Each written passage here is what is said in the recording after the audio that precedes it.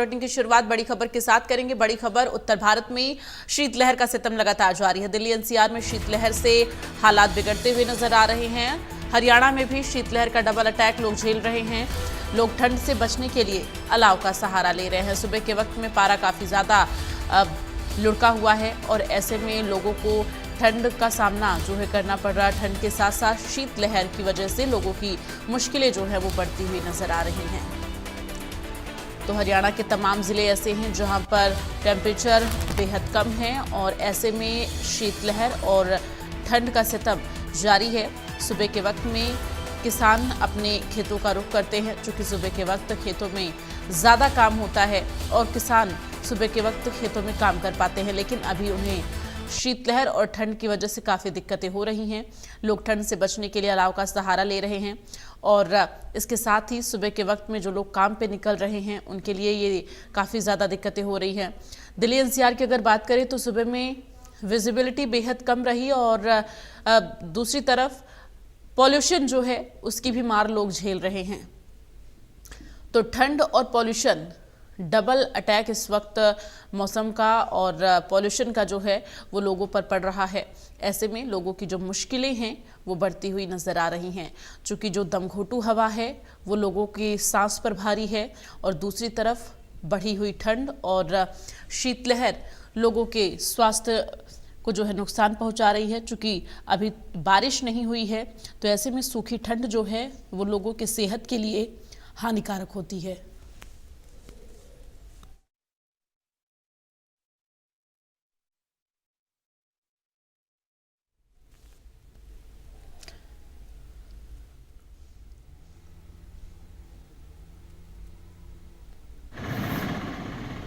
तो ठंड से बचने के लिए लोग अलाव का सहारा ले रहे हैं।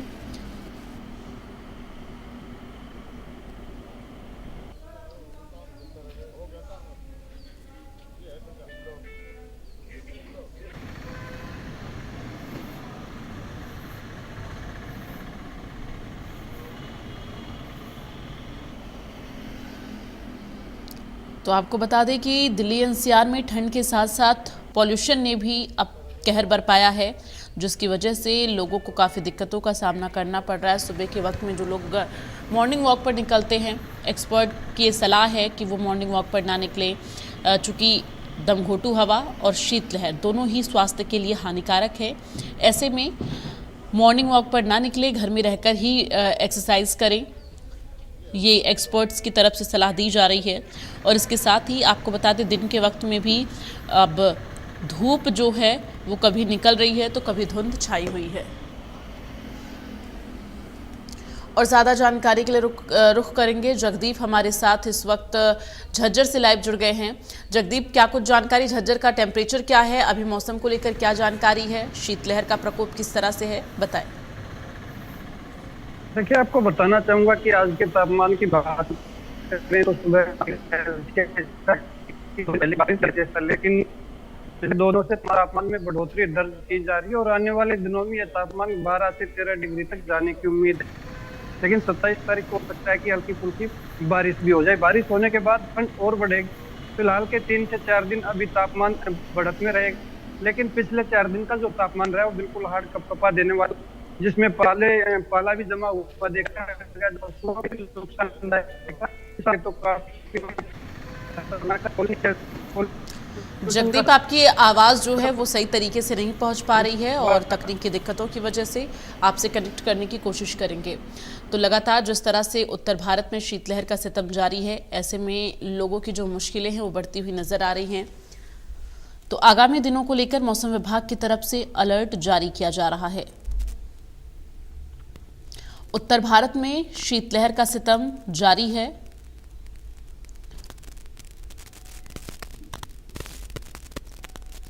तो अब आपको बता दें कि जिस तरह से पहाड़ी क्षेत्रों में बर्फबारी का दौर चल रहा है, ऐसे में मैदानी क्षेत्रों में ठंड जो है वो बढ़ गई है, शीतलहर बढ़ गई है।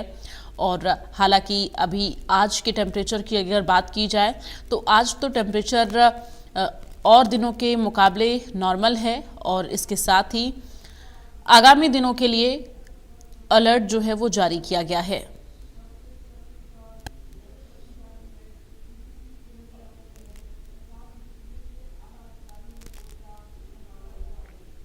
तो देश के अधिकतर इलाकों में आपको बता दें कि दक्षिण भारत के कुछ हिस्सों को छोड़कर मौसम लगातार अब शुष्क बना हुआ है।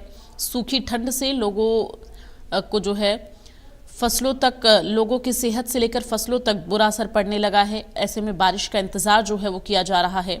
हालांकि अगर हम उत्तराखंड राज्य की बात करें तो कुछ ज़िले ऐसे हैं जहां पर आज और कल के लिए बारिश का अलर्ट जारी किया गया है। ऐसे में संभावना ये है कि जल्द ही अगर दिल्ली एनसीआर की बात की जाए, हरियाणा प्रदेश की बात की जाए तो बारिश का जो है असर देखने को मिल सकता है।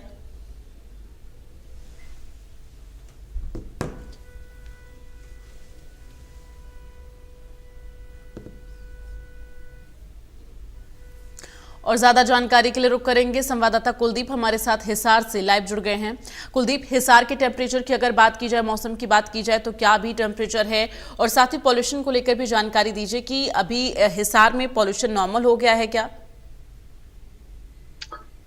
देखिए, बिल्कुल हिसार में जो है ठंड का कहर लगातार जारी है। जैसा कि हिसार जो है पूरे हरियाणा में सबसे ज्यादा सर्दी यहाँ पर रहती है, और सबसे ज्यादा गर्मी भी हिसार में ही पूरे प्रदेश में रहती है। और वर्तमान की आज की टेम्परेचर की बात की जाए तो आज भी जो है हिसार की जो बीती रात है वो सबसे ठंडा प्रदेश में रहा। 2.5 डिग्री सेल्सियस जो है तापमान, जो पूरे प्रदेश का सबसे कम है, वो हिसार में रहा। और लगातार जो है 2 दिन पहले की बात है 0.8 डिग्री सेल्सियस यानी 0 के करीब जो है पारा पहले भी जा चुका है। और जो हिसार की बात करें तो पोल्यूशन की स्थिति अभी तक यहाँ पर ठीक ठाक है। 150 के आसपास पोल्यूशन का जो है एयर क्वालिटी इंडेक्स का स्तर था। हालांकि जो है यहाँ पर ग्रेप और ये जो नियम है एनजीटी के, वो यहाँ पर लागू नहीं होते क्योंकि हिसार जो है एनसीआर के रीजन में नहीं आता। लेकिन जो प्रशासन के द्वारा जो तमाम प्रबंध है वो जरूर किए जा रहे हैं। नगर निगम हिसार द्वारा जो है पानी का छिड़काव लगातार किया जा रहा है। हालांकि किसी भी तरह की पाबंदियां अभी तक जो है हिसार में नहीं लगाई गई हैं। इसके साथ ही साथ अगर ठंड की बात करें तो जो है पूरे हरियाणा प्रदेश में लगभग 5.6 5 और 6 के बीच जो है 6 डिग्री सेल्सियस के बीच पूरे प्रदेश में तापमान है। और सबसे कम जो है तापमान वो हिसार का था। और इसके अलावा जो है 3.9 डिग्री सेल्सियस हिसार शहर का तापमान था। इसके अलावा जो है 4.8 डिग्री सेल्सियस जो है वो सिरसा का नोट किया। इसके जो आस हिसार के हैं वहां भी जो है पूरे प्रदेश तापमान जो है गया। चलिए, तमाम जानकारी के लिए कुलदीप बहुत बहुत धन्यवाद आपका। तो उत्तर भारत में शीतलहर का सितम जारी है। हरियाणा के हिसार की अगर बात की जाए तो यहाँ पर जिस तरह से गर्मी बहुत ज़्यादा पड़ती है, वैसे ही ठंड भी बहुत ज़्यादा हिसार में लोग ठंड की मार भी झेलते हैं। तो फिलहाल इस वक्त सबसे ठंडा ज़िला जो है हरियाणा का वो हिसार ही माना जा रहा है। और यहाँ पर जो पॉल्यूशन के नियम हैं ग्रेफ 4 वो फिलहाल हिसार में लागू नहीं होते हैं, जैसा कि अभी कुलदीप ने जानकारी दी। लेकिन वहाँ के प्रशासन के द्वारा और पाबंदियां लगाई गई हैं।